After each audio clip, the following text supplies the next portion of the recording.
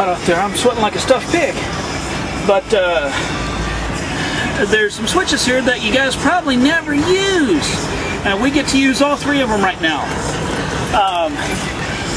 The first one is you want to dump your suspension, which do not lower vehicle when in motion while we're stopped.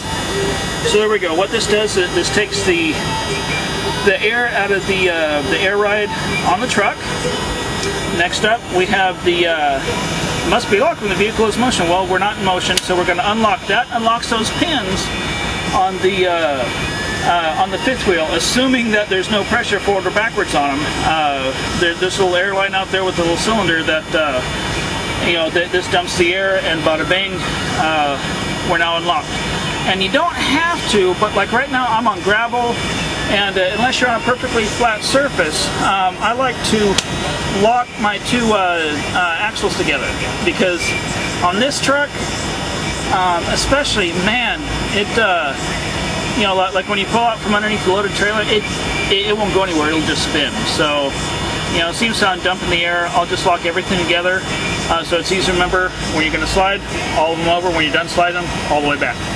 So now that all our air is out, we'll take and open up our door here again. Remember when we were doing our trailer, we were looking at our little rock down here?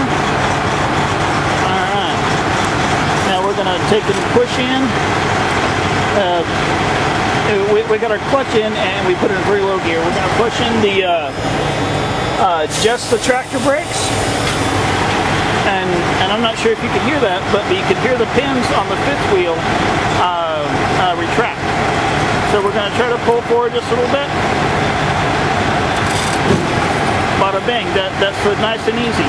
And we're going to go ahead and set the tractor brakes again.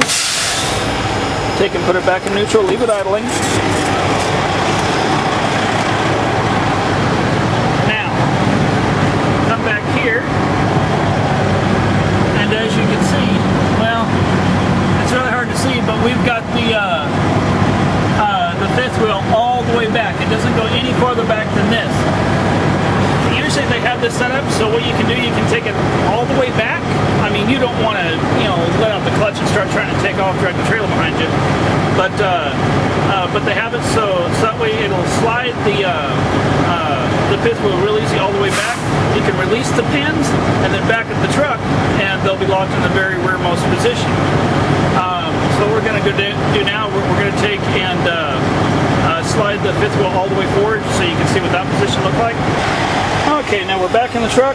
We'll go ahead, put in reverse, release the tractor brakes, and then we'll slide backwards. The truck slides real easy like this. Just barely feather the clutch.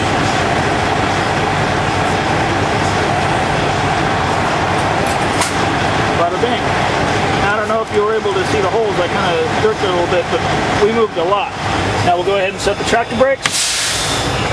Back in our neutral, just leave it idling. And then you check where you're at. And now, I don't know if you looked before, but I mean, our trailer is really far forward. And I have to look in from the very front. But you can see how far our fifth wheel went. I mean, we moved it a good 10 inches or so, 12 inches. That's essentially how you slide a fifth wheel. I want to go ahead and put it back in my location, so I'll set up for that, and I'll click it back on, and I'll show you how to lock it in. Get a little bit dark here, and I don't want to break up my flashlight, but we think we got it about where it is. I think I've got to back up just a notch. So what we'll do, we'll go ahead and lock our fifth wheel slide. You can hear the air release. Push in the clutch. Put it in reverse. There we go. You can hear it click in. We'll go ahead and put it back in neutral. Set the parking brake. And now we'll see where we're at.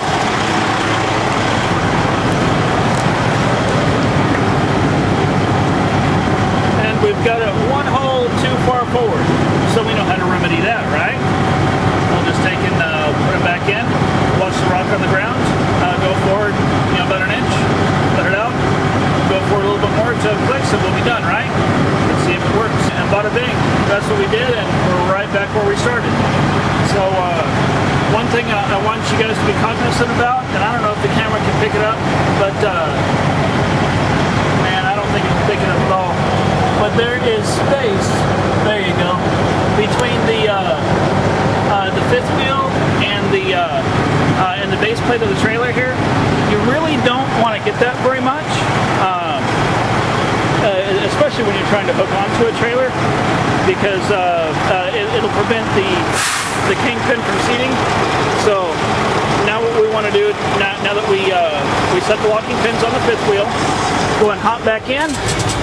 We'll take and raise our suspension back again. Go ahead and unlock our international differential. Make sure that the tractor brakes are locked. Then release the trailer brakes. And you want to do this because if you ended up putting any tension on the tractor and trailer brakes, this release it will make it easier to raise the legs on the trailer. So now we'll go back and we'll raise those all the way up.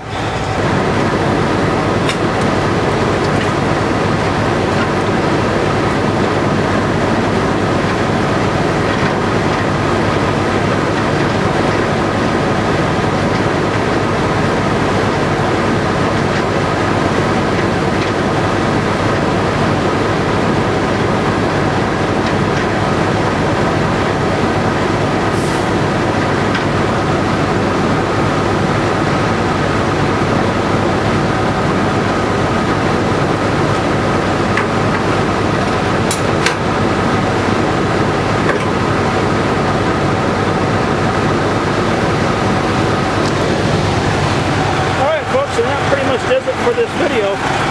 I'm going to get in and I'm going to idle this truck for about 5 hours with the air conditioner on high until I cool back down.